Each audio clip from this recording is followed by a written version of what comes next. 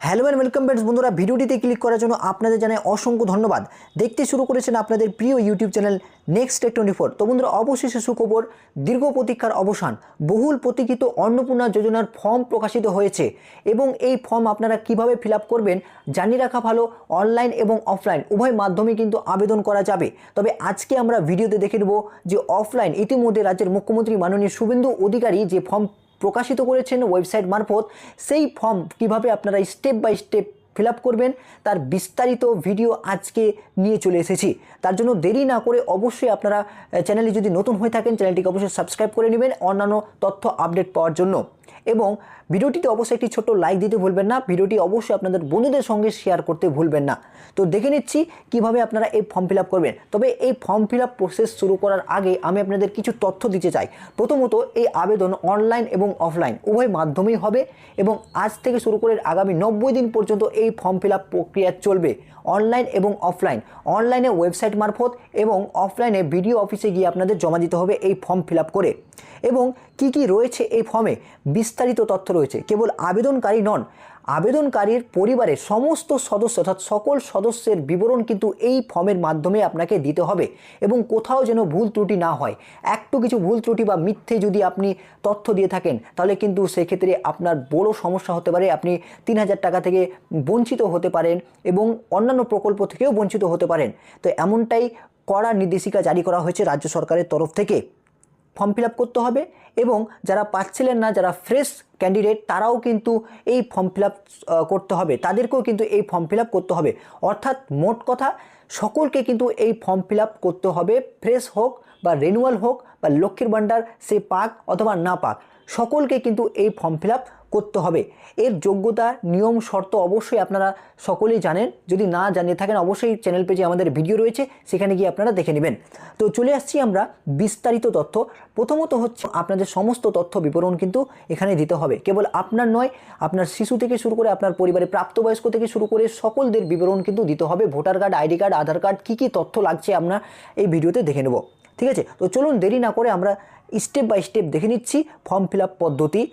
বাংলায় form fill up পদ্ধতি আপনি যদি বাংলায় করেন বাংলায় লিখতে পারেন, অথবা ইংরেজিতে চাইলে আপনি ইংরেজিতেও লিখতে পারেন।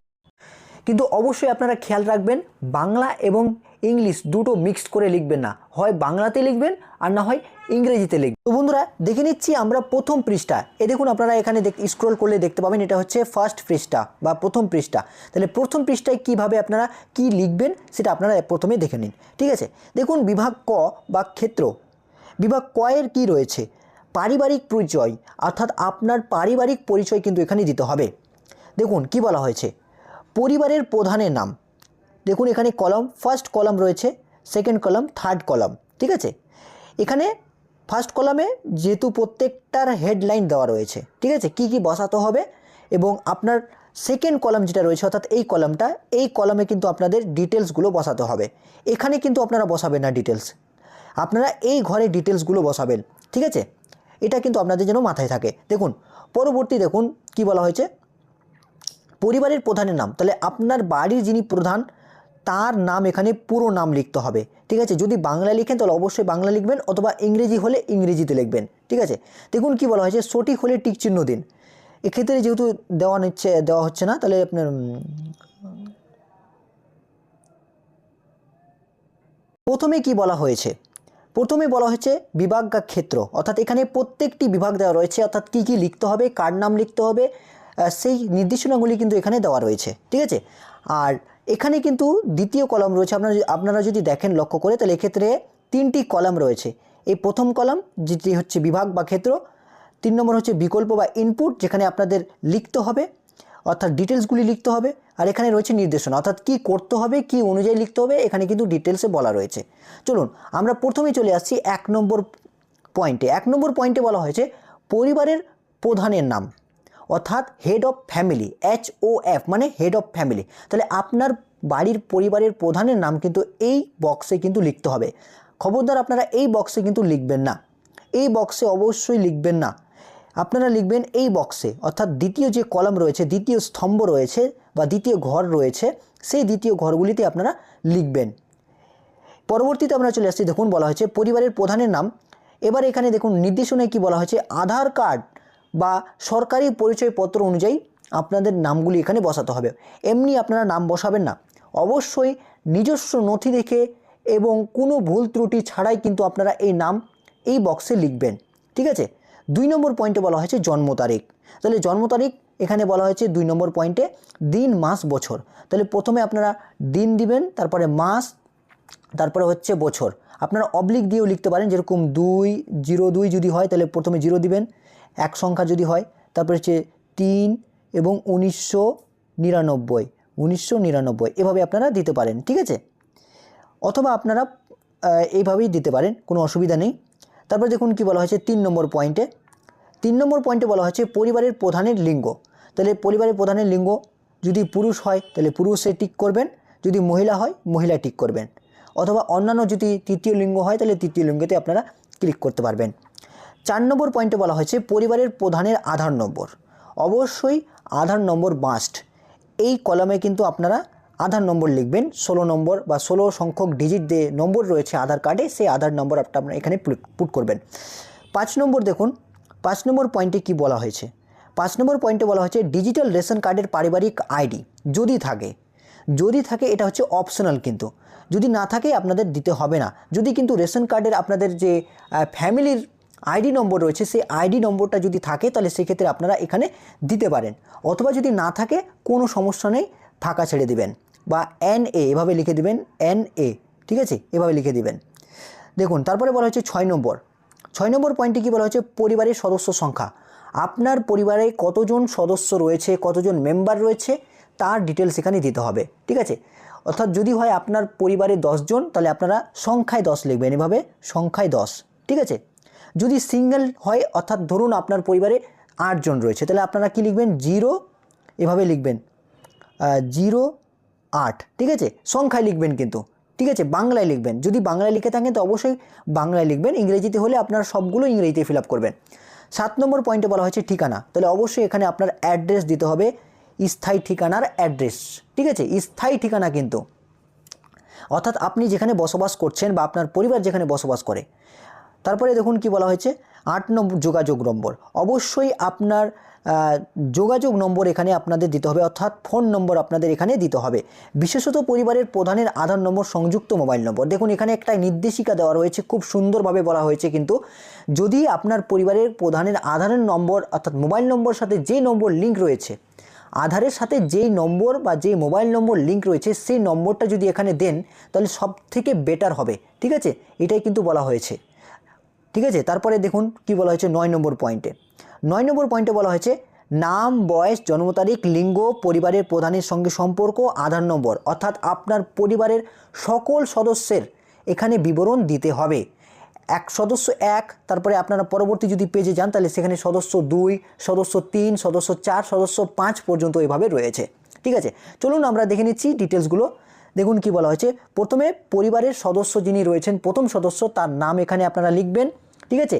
এখানে আবার একটি নির্দেশিকা দেওয়া রয়েছে, দেখুন কি বলা হচ্ছে বাধ্যতামূলক হচ্ছে 5 বছর বয়সের কম হলে NA লিখতে হবে। যদি আপনার পরিবারের সদস্যের মধ্যে কেউ শিশু হয়ে থাকে, যার বয়স হচ্ছে বিলো 5 ইয়ার্স অর্থাৎ 5 বছরের কম, তাহলে সেক্ষেত্রে আপনি NA লিখবেন, এভাবে NA, ঠিক আছে, NA লিখবেন। আমি যেটা আগে বললাম, অনলাইন আধার যাচাইকরণের জন্য কিন্তু এই বিবরণ আপনাদের দিতে হবে। তাহলে প্রথমে আপনি প্রথম সদস্যের নাম লিখবেন, বয়স লিখবেন, জন্ম তারিখ লিখবেন, লিঙ্গ, পরিবারের সঙ্গে সম্পর্ক কি, যদি পরিবারের প্রধান যিনি রয়েছেন, ধরুন আপনার বাবা রয়েছে এবং আপনার এখানে বিবরণ দিচ্ছেন, তাহলে আপনি কি লিখবেন এখানে ছেলে সম্পর্ক, ঠিক আছে, ছেলে বা পুত্র বা কন্যা সম্পর্ক আপনি লিখবেন, পুত্র অথবা কন্যা এভাবে সম্পর্ক লিখতে পারবেন, ঠিক আছে। তারপরে দেখুন কি বলা হয়েছে আধার নম্বর কি রয়েছে এখানে, আপনার আধার নম্বর দিতে হবে ডিটেলসে, এটা কিছু নতুন করে বলার নেই, ঠিক আছে। এবার আমরা দ্বিতীয় পেজে চলে আসবো। দেখুন দ্বিতীয় পেজে কি বলা হয়েছে, তাহলে এটা ফিল আপ করার পর আপনারা দ্বিতীয় পেজে চলে আসবেন। দ্বিতীয় পেজে বলা হয়েছে দেখুন পরিবারের দ্বিতীয় সদস্য যিনি, তার বিবরণ একইভাবে আপনাদের দিতে হবে, নাম, বয়স, জন্ম তারিখ, লিঙ্গ। তারপরে দ্বিতীয় হচ্ছে সদস্য নম্বর 3 নম্বর সদস্য পরিবারে আপনার বিবরণ। তারপর হচ্ছে সদস্য 4 নম্বর পরিবারের আপনার সদস্যের বিবরণ দিতে হবে, ঠিক আছে। পরিবারের সম্পর্ক কি, তার সাথে সম্পর্ক কি, পরিবারের প্রধানের সঙ্গে কি সম্পর্ক রয়েছে সেই সম্পর্কটা আপনারা লিখবেন, ঠিক আছে। পুত্র, ছেলে, এই সম্পর্কগুলো লিখবেন অবশ্যই, ঠিক আছে, সেটা কিন্তু এড়িয়ে যাবেন না একদম, ঠিক আছে। তাহলে এখানে আপনারা অবশ্যই সদস্য 5 পর্যন্ত দেওয়া রয়েছে। যদি এখানে আপনাদের আরেকটা প্রশ্ন আছে, যদি সদস্য 6 জন 7 জন হয়ে থাকে তাহলে সেক্ষেত্রে কী হবে, যেহেতু এখানে যতজন পর্যন্ত দেওয়া রয়েছে ততজন পর্যন্তই আপনারা দেওয়ার চেষ্টা করবেন, ঠিক আছে। পরবর্তীতে আমরা এবার এটা হচ্ছে আপনার 3 নম্বর পাতা, ঠিক আছে, 3 নম্বর পাতা। 3 নম্বর পাতায় দেখুন কি বলা হয়েছে, 10 নম্বর পয়েন্টে পরিবারের প্রধান পরিবারের সকল প্রাপ্তবয়স্ক সদস্যের ব্যাংক অ্যাকাউন্ট এবং নগদ স্থানান্তর জন্য। তাহলে আপনার পরিবারের মধ্যে প্রাপ্তবয়স্ক যিনি রয়েছেন, প্রাপ্তবয়স্ক বলতে এখানে কত বছর, প্রাপ্তবয়স্ক বলতে এখানে 18+ বোঝানো হয়েছে, ঠিক আছে। 18+ মনে রাখবেন, 18+ যেসব সদস্য রয়েছে বা 18 বছরের ঊর্ধ্বে যে সমস্ত মেম্বার রয়েছে আপনার পরিবারের মধ্যে, সকল সদস্যের বিবরণ এখানে ব্যাংক অ্যাকাউন্ট নম্বর, আইএফসি নম্বর সহ দিতে হবে, ঠিক আছে। দেখুন পরিবারের যিনি রয়েছেন কি প্রাপ্তবয়স্ক, তাহলে এখানে ধরুন আপনার ডিটেলস দিচ্ছেন, তাহলে আপনার ডিটেলসের ক্ষেত্রে এখানে সদস্যের ব্যাংক অ্যাকাউন্ট নম্বর অর্থাৎ আপনার অ্যাকাউন্ট নম্বর, ব্যাংক নেম, কোন ব্যাংক রয়েছে সেটা আপনারা দিবেন প্রথম স্তম্ভে, তারপরে সেকেন্ড লাইনে রয়েছে অ্যাকাউন্ট নম্বর দিবেন, আইএফসি কোড দিবেন, ঠিক আছে। এভাবে একইভাবে আপনারা সদস্য 2, 3, 4 যতজন রয়েছে ফিল আপ করে দেবেন, এটা কোনো বোঝার কিছু নেই তেমন। তারপরে এখানে একটা নির্দেশনা দেওয়া রয়েছে সরকারের তরফ থেকে, ডিবিটি ক্রেডিটেড আধার সংযুক্ত বা লিঙ্কযুক্ত ব্যাংক অ্যাকাউন্ট। খুব গুরুত্বপূর্ণ একটি কথা বলা হয়েছে, খুব ভাইটাল কিন্তু এই পয়েন্টটা আপনাদের বলে রাখি, অর্থাৎ আপনার অ্যাকাউন্টের সাথে বা পরিবারের সদস্যের অ্যাকাউন্টের সাথে যেই মোবাইল নম্বর লিঙ্ক রয়েছে বা ডিবিটির সঙ্গে লিঙ্ক রয়েছে সেই নম্বরটাই কিন্তু আপনারা এখানে পুট করবেন, অন্যান্য নম্বর একদমই পুট করবেন না, নাহলে ক্ষেত্রে পরবর্তীতে সমস্যা হতে পারে। সরকারের অন্যান্য যেসব স্কিম আসবে সেই স্কিমের ক্ষেত্রে কিন্তু আপনি সুবিধা থেকে বঞ্চিত হতে পারেন বা আপনার টাকা ফেল হয়ে যেতে পারে, ঠিক আছে। এই কথা আপনারা মাথায় অবশ্যই রাখবেন। চলুন পরবর্তী আমরা চলে আসছি, এভাবে 4 নম্বর 5 নম্বর সদস্য পর্যন্ত রয়েছে, এটা হচ্ছে 3 নম্বর পেজ। পরবর্তী পেজ চলে আসছে, দেখুন পরবর্তী আমরা চলে এসেছি 4 নম্বর পৃষ্ঠায়। 4 নম্বর পৃষ্ঠায় আপনারা কি করবেন, এখানে কি বলা হয়েছে 4 নম্বর পৃষ্ঠায় একটু দেখে নিন। 11 নম্বর পয়েন্ট, এপিক HOF বলতে হেড অফ ফ্যামিলি বা যিনি পরিবারের প্রধান এবং সকল প্রাপ্তবয়স্কের ভোটার তালিকার অংশ নম্বর সহ দিতে হবে। কিন্তু খুবই গুরুত্বপূর্ণ একটা পয়েন্ট, এই পয়েন্টটা কিন্তু ছাড়লে কিন্তু চলবে না। দেখুন কি বলা হচ্ছে, HOF এর এপিক নম্বর, HOF বলতে হেড অফ ফ্যামিলির, এপিক নম্বর বলতে আপনার ভোটার আইডি কার্ড নম্বর কিন্তু এই বক্সে দিতে হবে, এখানে অবশ্যই দেবেন না, কিন্তু এই বক্সে দেবেন, এই যে আমি যেখানে সার্কেল করলাম সেখানে কিন্তু দেওয়ার চেষ্টা করবেন, ঠিক আছে। তাহলে আমরা দেখে নিচ্ছি পরবর্তী। তারপরে 2 নম্বর পয়েন্টে কি বলা হয়েছে দেখুন একটু, বিধানসভার ক্ষেত্র ও অংশ নম্বর। তাহলে আপনার বিধানসভার ক্ষেত্র অর্থাৎ যিনি বিধানসভার নম্বর কত নম্বর রয়েছে এবং অংশ নম্বর বলতে পার্ট নম্বর বোঝানো হয়েছে। তাহলে এই নম্বরগুলি আপনারা কোথায় পাবেন, এই নম্বর আপনাদের গ্রামের যে ভোটার তালিকা রয়েছে বা আপনার ভোটার তালিকা রয়েছে বা এসআই অর্থাৎ পশ্চিমবঙ্গের সিও অফিসে, অর্থাৎ আপনি সরাসরি যিনি ইলেকশন কমিশনের ওয়েবসাইট রয়েছে সেখান থেকে কিন্তু আপনারা বের করে নিতে পারবেন, ঠিক আছে। তাহলে এখানে আপনার অবশ্যই বিধানসভা ক্ষেত্র নম্বর এবং অংশ নম্বর বা পার্ট নম্বর উল্লেখ করতে হবে। তারপরে এখানে নির্দেশনা দেওয়া রয়েছে কি দেখুন, বলা হয়েছে যে বিধানসভা নির্বাচনী ক্ষেত্রের তালিকা এটা কিন্তু প্রস্তুত করতে হবে, ঠিক আছে। দেখুন সদস্য 1 এভাবে আপনারা দিবেন, সদস্য 1, 2, 3 যতজন সদস্য রয়েছেন আপনার পরিবারে 4, 5 পর্যন্ত দেওয়া রয়েছে। তাহলে প্রত্যেকেরই এপিক নম্বর এবং বিধানসভা ক্ষেত্র এবং অংশ নম্বর কিন্তু উল্লেখ করতে হবে, বোঝা গেল। তাহলে প্রথমে কিন্তু HOF বলতে অর্থাৎ ফ্যামিলি মেম্বারে যিনি হেড রয়েছেন বা প্রধান রয়েছে তার কিন্তু এপিক নম্বর সব উপরে দিতে হবে প্রথম, ঠিক আছে, এইখানে। তারপরে পরবর্তী আপনাদের যে বাকি সদস্য রয়েছে প্রত্যেক সদস্যের এক এক করে সুন্দরভাবে লিখে দেবেন। দেখুন পরবর্তী স্টেপে আমরা চলে আসছি 12 নম্বর বিভাগে, অর্থাৎ 12 নম্বর পয়েন্টে কি বলা হয়েছে, 12 নম্বর পয়েন্টে বলা হয়েছে অসংরক্ষিত, অর্থাৎ আপনি যদি জেনারেল ক্যাটাগরির হয়ে থাকেন তাহলে কিন্তু এই বক্সে ক্লিক করবেন, এভাবে রাইট চিহ্ন মারবেন, বোঝা গেল। আর যদি আপনি অসংরক্ষিত আর্থিকভাবে দুর্বল বা UR বা EWS যদি হয়ে থাকেন তাহলে সেক্ষেত্রে আপনারা এই বক্সে টিক মারবেন। দেখুন এখানে একটি নির্দেশিকা দেওয়া রয়েছে, প্রযোজ্য জাতিগত শংসাপত্র আর্থিকভাবে দুর্বল শ্রেণী বা EWS শংসাপত্র, ক্রিমিলিয়ার শংসাপত্র ইত্যাদি যে আপনার শংসাপত্র রয়েছে সেগুলির কথা বলা হচ্ছে কিন্তু এখানে, বোঝা গেল। দেখুন পরবর্তী 4 নম্বর পৃষ্ঠা, এবার আমরা চলে আসছি 5 নম্বর পৃষ্ঠা। 5 নম্বর পৃষ্ঠায় কী বলা হয়েছে দেখুন, তপশিলি জাতি যদি হয়ে থাকেন, তপশিলি উপজাতি বা এসটি বা অন্যান্য আপনার যদি ওবিসি ক্যাটাগরি হয়ে থাকেন তাহলে ওবিসিতে ক্লিক করবেন।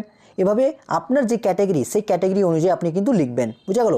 যদি এর মধ্যে আপনার কোনোটি না থাকে তাহলে অন্যান্য যে বক্স রয়েছে সেখানে ক্লিক করবেন। যদি আপনি দেখছেন যে আপনার কোনো জাতির সঙ্গে ম্যাচ খাচ্ছে না বা এমন জাতি রয়েছে যেটা উপরন্তু প্রত্যেক জাতির সাথে মিল খাচ্ছে না, তাহলে আপনি অন্যান্য জায়গায় ক্লিক করতে পারবেন, ঠিক আছে। তারপরে দেখুন বিভাগ 12-এর খ নম্বর বিভাগে কি বলা হয়েছে, রেশন কার্ড সংক্রান্ত ডিটেলস বা খাদ্য ভর্তুকি। তাহলে এখানে যদি বলা হয়েছে যে আপনার কি ডিজিটাল রেশন কার্ড আছে, আপনার কি ডিজিটাল রেশন কার্ড আছে, যদি হ্যাঁ হয় অবশ্যই এখানে ক্লিক করবেন, না হলে এখানে ক্লিক করবেন, ঠিক আছে।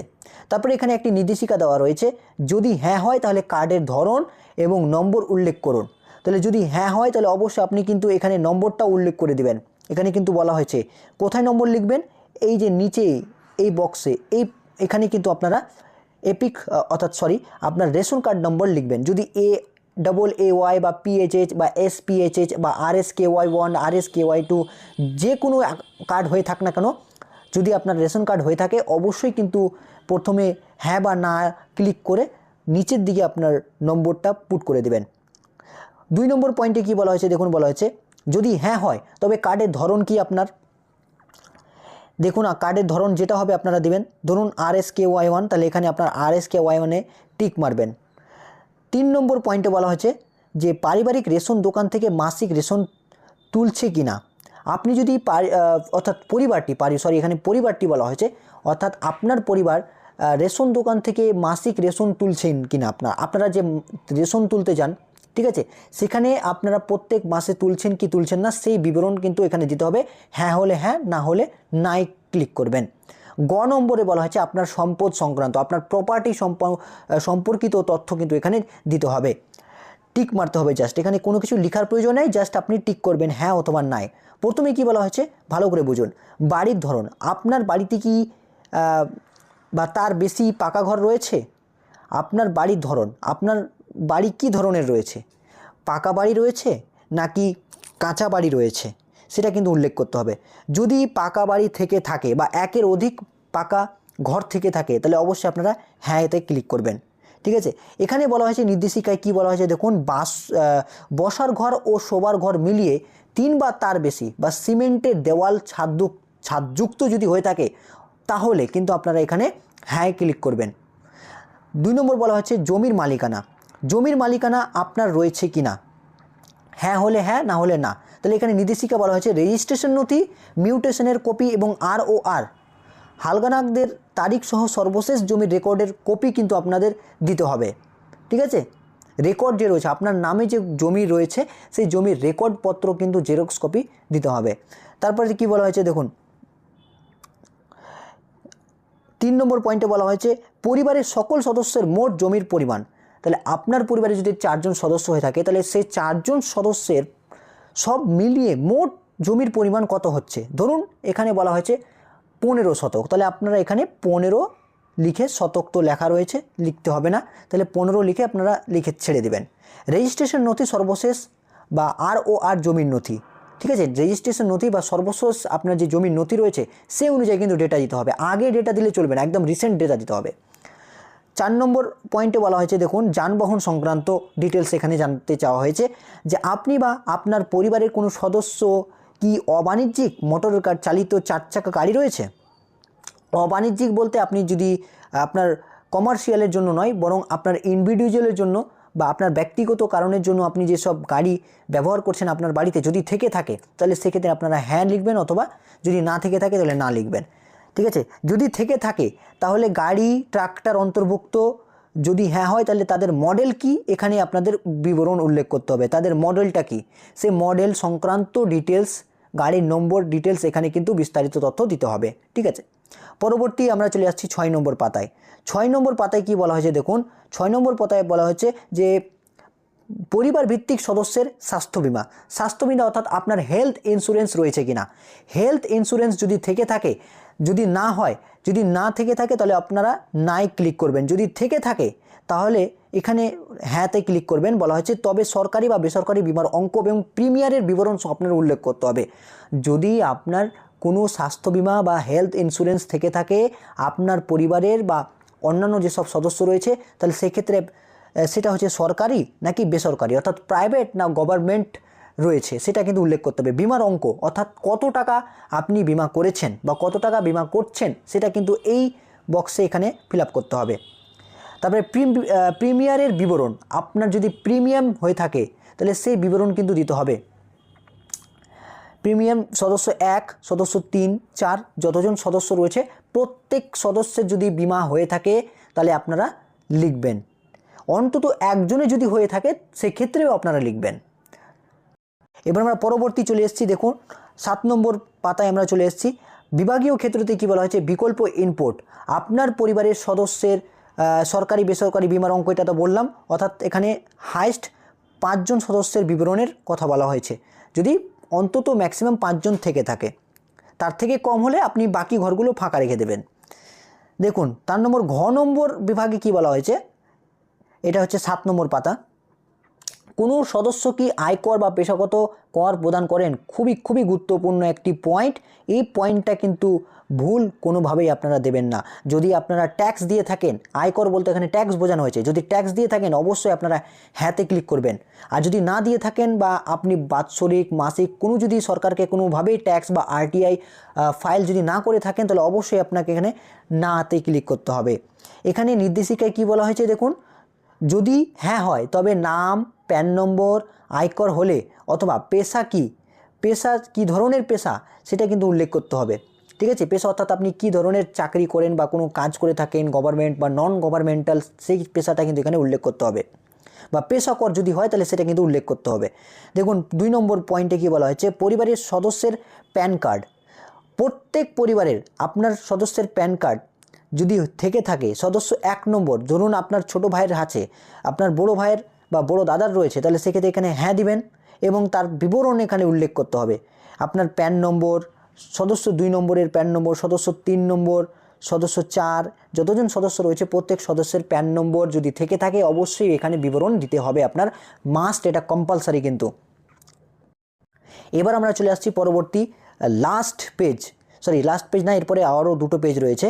দেখুন তাহলে এই প্যান ডিটেলস দেওয়ার পর 3 নম্বরে আপনাদের কর্মসংস্থানের ধরন কি রয়েছে। আপনি যদি কোনো সরকারি বা বেসরকারি ক্ষেত্রে বা অন্যান্য কোনো ক্ষেত্রে কাজ করে থাকেন বা চাকরি করে থাকেন বা কাজে নিযুক্ত থাকেন তাহলে তার ডিটেলস কিন্তু এখানে আপনাদের দিতে হচ্ছে। দেখুন কি বলা হয়েছে, প্রথমত যে কর্মসংস্থানের ধরন। 1 নম্বর হচ্ছে সরকারি না বেসরকারি বেতনভুক্ত কর্মচারী আপনি, না সংগঠিত ক্ষেত্রে স্বনিযুক্ত বা কোনো আপনি সংগঠন চালাচ্ছেন, যেমন হচ্ছে আপনি উদ্যোক্তা, ব্যবসায়ী, মালিক এ ধরনের কি রয়েছেন। যদি থেকে থাকেন তাহলে 3 নম্বর অপশানে ক্লিক করবেন বা রাইট চিহ্ন মারবেন। পরবর্তীতে কি বলা হয়েছে দেখুন, আংশিক সময়ের কর্মরত। আপনি যদি কোনো পার্ট টাইম জব করে থাকেন বা পার্ট টাইম কাজ করে থাকেন তাহলে সেক্ষেত্রে আপনারা এই 4 নম্বর বক্সে রাইট চিহ্ন মারতে হবে। 3 নম্বর হচ্ছে 5 নম্বর অপশানে বলা হয়েছে অসংগঠিত ক্ষেত্রে স্বনিযুক্ত। আপনি যদি কোনো কারিগর বা শিল্পী বা কৃষক হয়ে থাকেন তাহলে সেক্ষেত্রে এই চিহ্নে ক্লিক করবেন। বিশেষ করে আপনারা যারা কৃষক রয়েছেন তারা এই 1 নম্বর 2 নম্বর 3 নম্বর 4 নম্বর 5 নম্বর বক্সে আপনারা রাইট চিহ্ন মারবেন। অথবা যদি আপনি গৃহিণী হয়ে থাকেন তাহলে গৃহিণী দিবেন, বেকার হয়ে থাকলে বেকার দিবেন, বা অন্যান্য যদি হয়ে থাকেন তাহলে অন্যান্য দেবেন। তাহলে উপরের সবকটি ঘরটি টিক দিন, যদি প্রয়োজনীয় সনথি জমা দিন, স্বঘোষণা জমা দিন। অর্থাৎ আপনি প্রত্যেকটি এক্ষেত্রে আপনারা ভালোভাবে দেখে ফিল আপ করতে হবে। ঠিক আছে, তারপরে দেখুন কি বলা হচ্ছে 4 নম্বর পয়েন্টে, পরিবারের শিক্ষিত প্রাপ্তবয়স্ক সদস্যের সংখ্যা এবং পরিবারের অশিক্ষিত প্রাপ্তবয়স্কের সদস্যের সংখ্যা কি রয়েছে। খুব ইম্পর্টেন্ট কিন্তু। তাহলে আপনার পরিবারে কতজন শিক্ষিত প্রাপ্তবয়স্ক রয়েছে, ধরুন 5 জন রয়েছে, তাহলে এখানে আপনারা 5 লিখবেন। অশিক্ষিত প্রাপ্তবয়স্ক যদি হয়ে থাকে, ধরুন একজনও নেই, তাহলে এখানে আপনারা NA লিখবেন। ঠিক আছে, NA মানে নেই বা নো এনি পারসন যারা অশিক্ষিত। তারপরে দেখুন বলা হয়েছে পরিবারের সকল শিক্ষিত প্রাপ্তবয়স্ক সদস্যের সর্বোচ্চ শিক্ষাগত যোগ্যতা। তাহলে সকল শিক্ষিত প্রাপ্তবয়স্ক যোগ্যতা কিন্তু এখানে দিতে হবে। বোঝা গেল? অর্থাৎ ভালো করে বুঝুন, এই পয়েন্টটা কিন্তু একটু বোঝার ব্যাপার রয়েছে। এখানে এই যে এখানে দিতে হবে আপনার পরিবারের মধ্যে যেই ব্যক্তি বা যে মেম্বার সবথেকে বেশি পড়াশোনা করেছে বা ডিগ্রি অর্জন করেছেন বা সর্বোচ্চ শিক্ষাগত যোগ্যতা রয়েছে, তার যোগ্যতা কত, 12 পাস নাকি MA BA না মাস্টার্স ডিগ্রি করেছেন না তিনি PhD করেছেন, সেই বিবরণ কিন্তু এখানে আপনার দিতে হবে। ঠিক আছে, MA হলে আপনি MA লিখবেন, মাস্টার অফ আর্টস বা যা আছে MSc যা লিখবেন। 5 নম্বর পয়েন্টে কি রয়েছে দেখুন, বলা হয়েছে বলা হয়েছে 5 নম্বর পয়েন্টে কোনো সদস্য কি সরকারি কর্মচারী?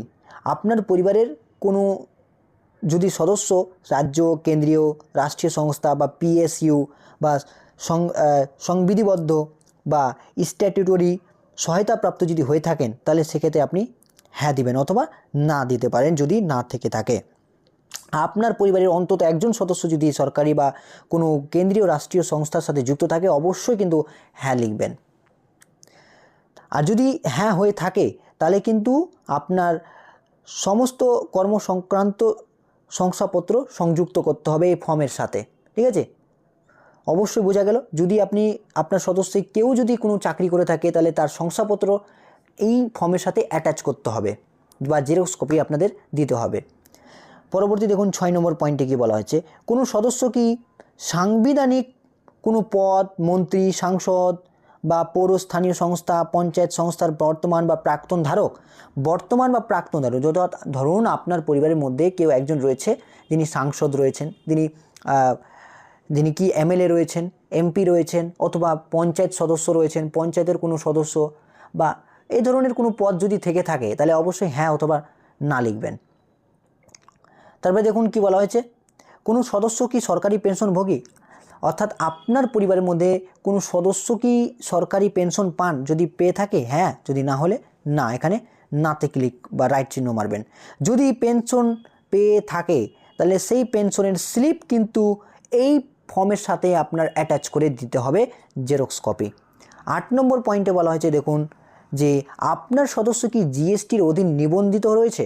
অর্থাৎ আপনি কি GST দেন বা আপনার কোন সদস্য কি GST প্রদান করে সরকারকে? যদি GST প্রদান করে থাকে তাহলে কিন্তু এখানে আপনি হ্যাঁ লিখবেন বা হ্যাঁতে ক্লিক করবেন, অথবা যদি না হয়ে থাকে তাহলে নাতে করবেন। যদি হয়ে থাকে তাহলে GST একটা নম্বর থাকে, স্পেশাল একটা নম্বর থাকে, সেই নম্বরটা কিন্তু এই বক্সে আপনার ফিল আপ করতে হবে বা পুট করতে হবে। 8 নম্বর পাতা শেষ, এবার আমরা চলে আসছি 9 নম্বর পাতা। 9 নম্বর পাতায় কি বলা হয়েছে দেখুন, 9 নম্বর পাতায় বলা হয়েছে পরিবারের মোট বার্ষিক আয়।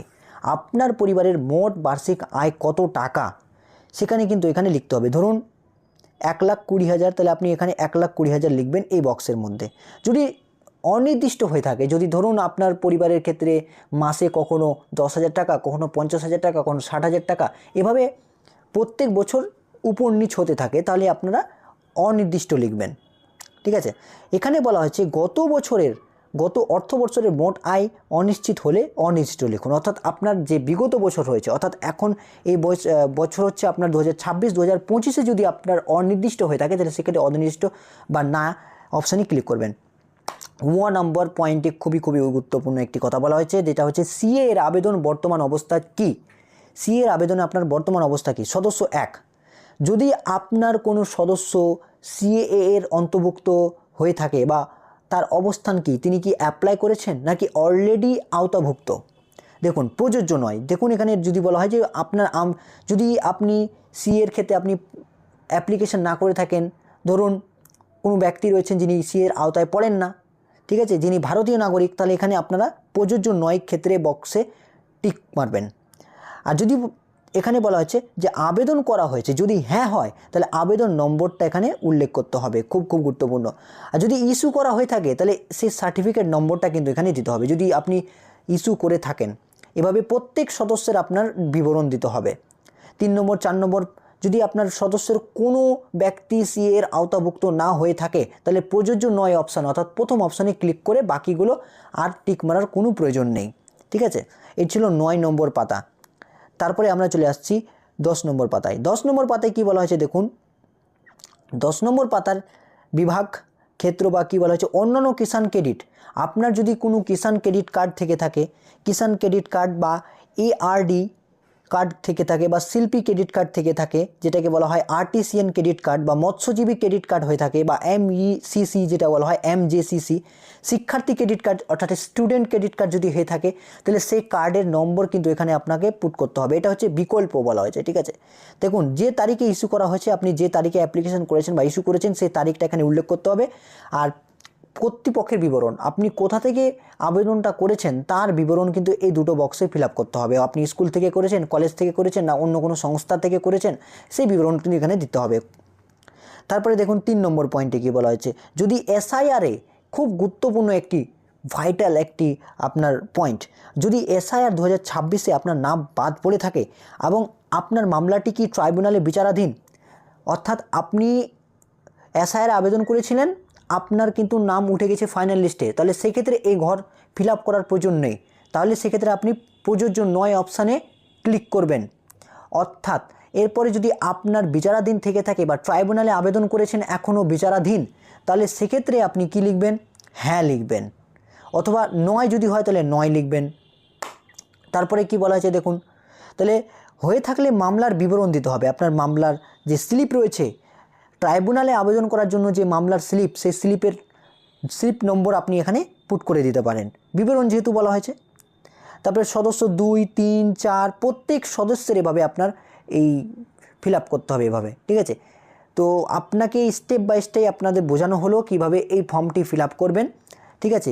ধীরে সুস্থ মাইন্ডে আপনারা ফিল আপ করবেন, যেহেতু বিস্তারিত তথ্য প্রত্যেক পরিবারের সদস্যের বিবরণ কিন্তু এখানে দিতে হচ্ছে, তাই ঠান্ডা মেজাজে ফিল আপ করবেন। ফিল আপের সময় কিন্তু এখনও অনেক রয়েছে, 90 দিন পর্যন্ত সময় রয়েছে, এবং আপনারা যদি তাড়াহুড়ো করেন তাহলে এটা কিন্তু খুব একটা ভালো হবে না। ঠান্ডা মেজাজে করুন, আর করে থাকলে 2 তারিখের যদি আগে করে থাকেন আপনারা এবং এই অফলাইনে জমা দিয়ে থাকেন, তাহলে সেক্ষেত্রে 2 বা 3 তারিখে আপনাদের অ্যাকাউন্টে টাকা ক্রেডিট হতে শুরু করবে, এমনটাই জেনেছেন রাজ্যের মুখ্যমন্ত্রী মাননীয় শুভেন্দু অধিকারী। তো এই ছিল আমাদের আপডেট। এবার আসি আপনারা এই ফর্মটা কিভাবে পাবেন। দেখুন, আমাদের ডেসক্রিপশন বক্সে টেলিগ্রাম চ্যানেল রয়েছে, সেই টেলিগ্রাম চ্যানেলে আপনারা জয়েন করে নেবেন। সেই জয়েন করলে কিন্তু আমি ফর্ম যে ফুল PDF রয়েছে সেই PDFটা কিন্তু সেখানে শেয়ার করে দেবো। তো অবশ্যই আপনারা টেলিগ্রাম চ্যানেলে যুক্ত হয়ে যাবেন, ডেসক্রিপশন বক্সে লিঙ্ক